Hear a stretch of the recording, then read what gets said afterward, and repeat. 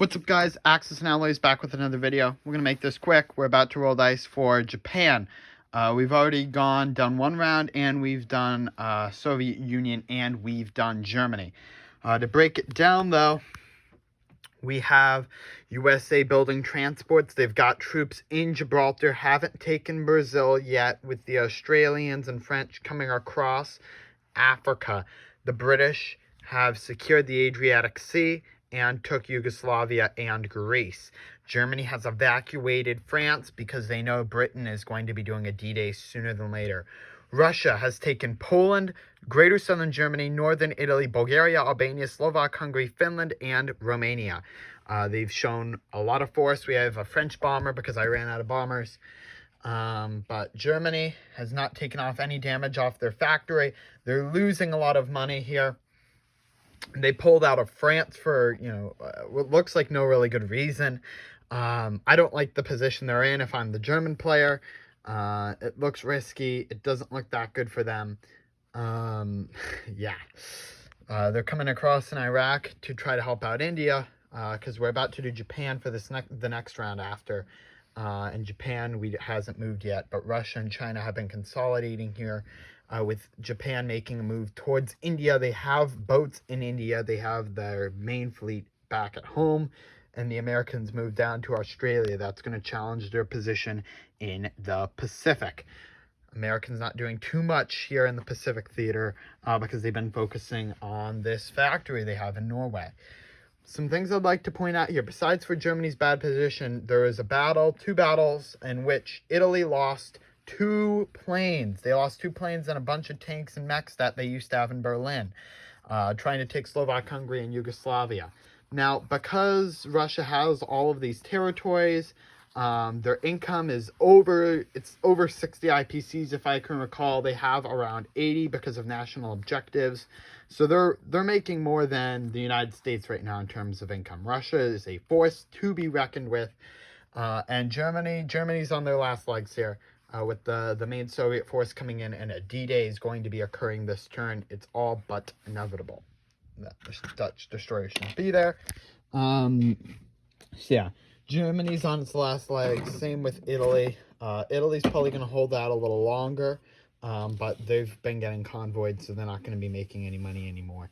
So it's looking grim.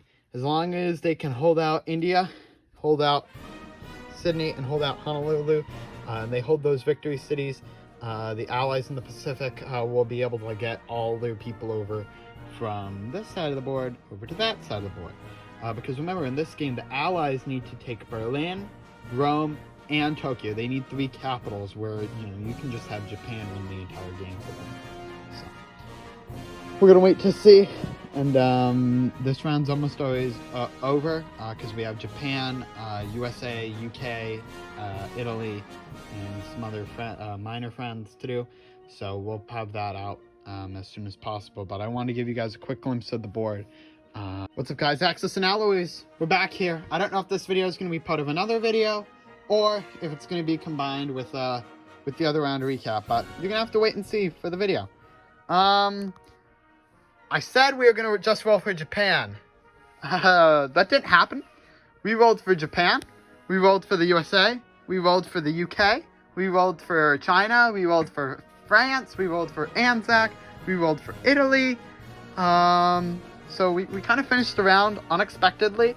Really nice surprise. And I guess I'm going to have to break this all down for you guys. This is going to probably be the longer segment in the video.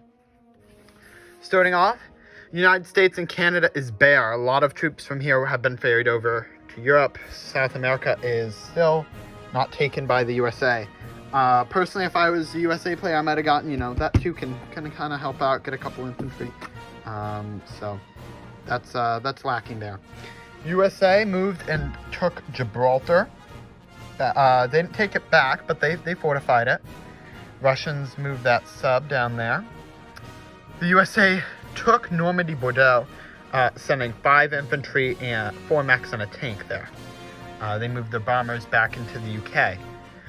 So USA is getting the money for Normandy Bordeaux, but the British came in and joined them. They sent everything they could into Holland, Belgium, and the rest into Normandy, Bordeaux, building 6 infantry, 2 tanks, sorry, 2 artillery in the process, and with the carrier.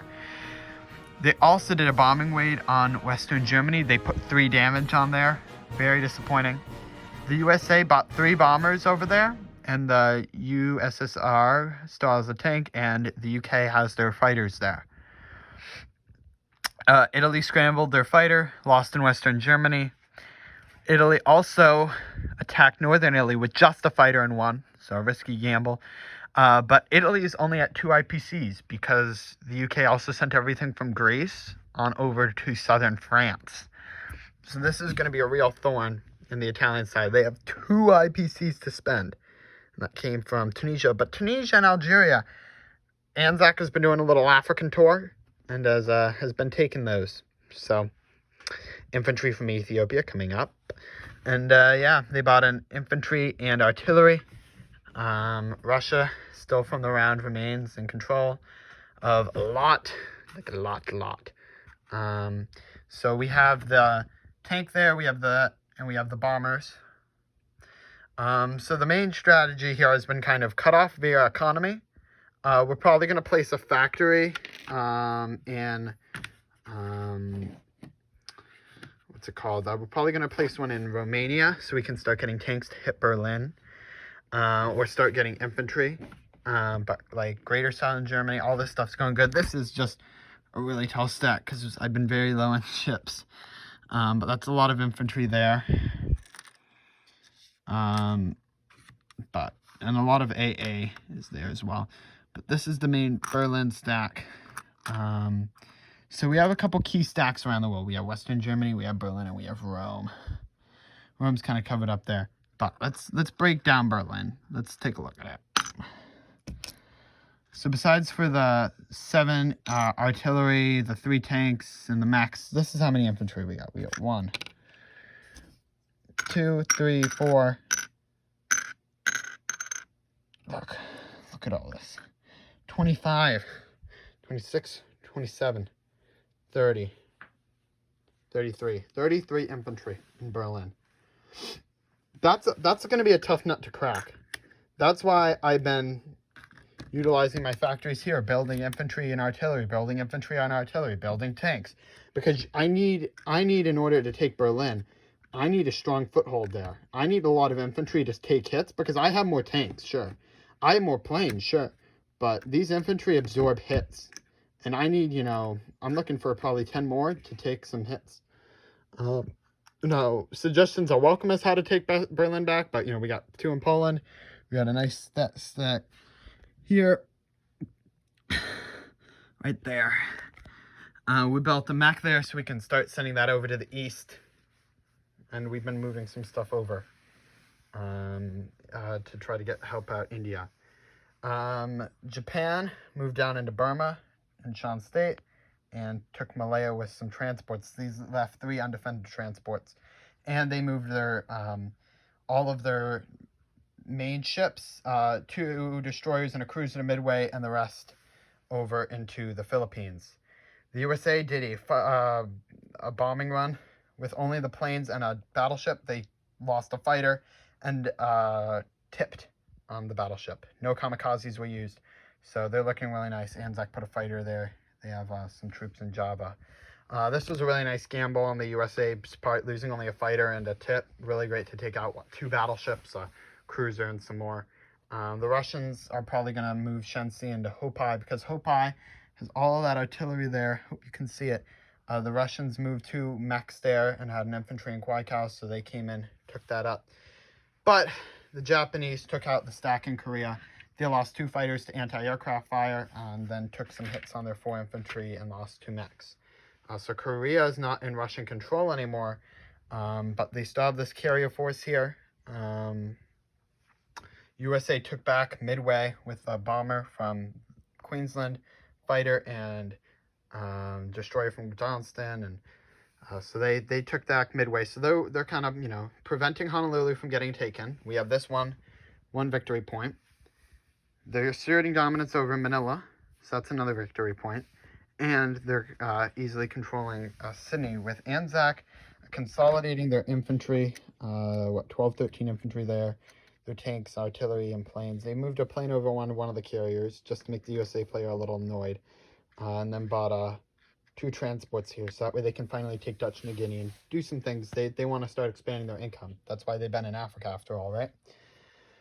So we have Anzac, and so this is kind of a push up north, which is really weird. It's kind of historical, kind of not historical, but they haven't gotten the island hopping over here. They did build a transport, a battleship, and 2 infantry, and those will help defend Honolulu, because we have what, 4 infantry, artillery, and a tank fighter bomber in Hawaii. So China's doing really nice. It's making a push to reclaim some lost land. Probably not going to last long. Once Calcutta falls next turn, it's probably going to fall, just judging by the amount of air power. But it's a sizable stack. Hopefully it gets some hits. That's really the goal, right? Is to get a lot of hits. But the Japanese Navy, besides for the sub here that's been convoying, that only left them with 2 IPCs to end the turn for FAC, it's just these carriers. And, the carriers aren't anything unless, you send a bunch of subs, you spam some subs, and you take them out. That's how you kill a lot of carriers if there's no destroyers. So I'll show you guys the income tracker. USA ahead with the Soviets not far behind. Soviets obviously broke the Mongolian rule.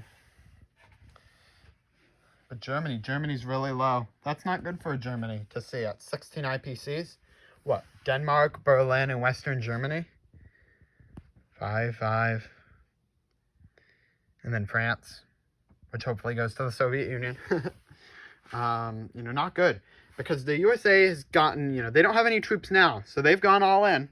But they built 3 bombers, so don't forget about those. But they've gone all in here on Norway. They've gone all in here on Gibraltar. And they're pushing hard. UK's, able to keep ferrying troops across the channel. But you're going to be left with, no USA troops here because you have to invest really heavily in the Pacific theater. So hopefully Germany can play its cards correct to where it can get, let's count up the Western German stack. Let's see. This could probably best.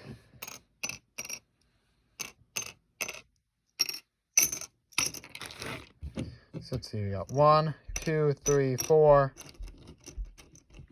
5, 6, 7, 8, 9, 10, 11, 12. So that's 12 right there. That's another 12, 24, 30. Because 6 times 3 is 18 and 12. So that's 30 right there. And I mean, just to show you, this is my chip tray. It's been very low the entire game. We'll sub this out. So they have 30 infantry there. They certainly do not have that. Now, granted, with the British reinforcements, they have 6, 7, 8, 9, 10, 11. They have some, more infantry there. But that's certainly, it's not enough to break. 3 fighters attack, artillery, and a lot of AA. That's a lot of AA there. That's going to be able to accommodate all that British fire. Both Berlin and Western Germany have a lot of infantry there, and they're going to be tough to crack. But the isolation of economies is really important. This game's now become an economics war. It's no longer about, how much territory everyone's taking. Well, it is about the territory, but Germany's not caring about the territory. They're caring about how they can keep their economy alive enough. They have a very tall stack here, but they took some damage on their factory. They're probably going to lose Denmark in a turn or 2. There's a lot of new USA bombers to just bomb everything to smithereens. So they have to buy time. Calcutta. Japan's probably going to take that, but they need another victory city. What one's it going to be? Probably going to have to be Honolulu. But the USA is closing in. Once Rome and Berlin fall, it's all over for Japan. Because they're not going to be able to take Honolulu because USA is going to put too much troops there. So it's a race against time with Germany needing to hold everyone off. Italy to a lesser point. Well then, This has been an interesting round. Hopefully I've covered it with enough analysis that it warrants. Walk around the board here for another round. But it's been an interesting run so far. I was glad we could finish this out as fast as we could for this round. So that way I can make one nice, hopefully large video to see. So what's going to happen? We don't know. Probably Paris is going to fall, but also Calcutta. So Japan's not to be toyed with, but those carriers can fall easily now that the USA is convoying them in the Dutch East Indies. Not to mention the UK is expanding their income for Europe. But when Italy makes less than France, that's an issue. When Anzac almost makes more than Germany, come on, man. Gotta watch out. Well then, I'd like to hear what you guys think about this situation. But I thank you all so much for watching. I look forward to finishing up this game. This is Axis and Alloys looking over the Eastern Front. Signing off.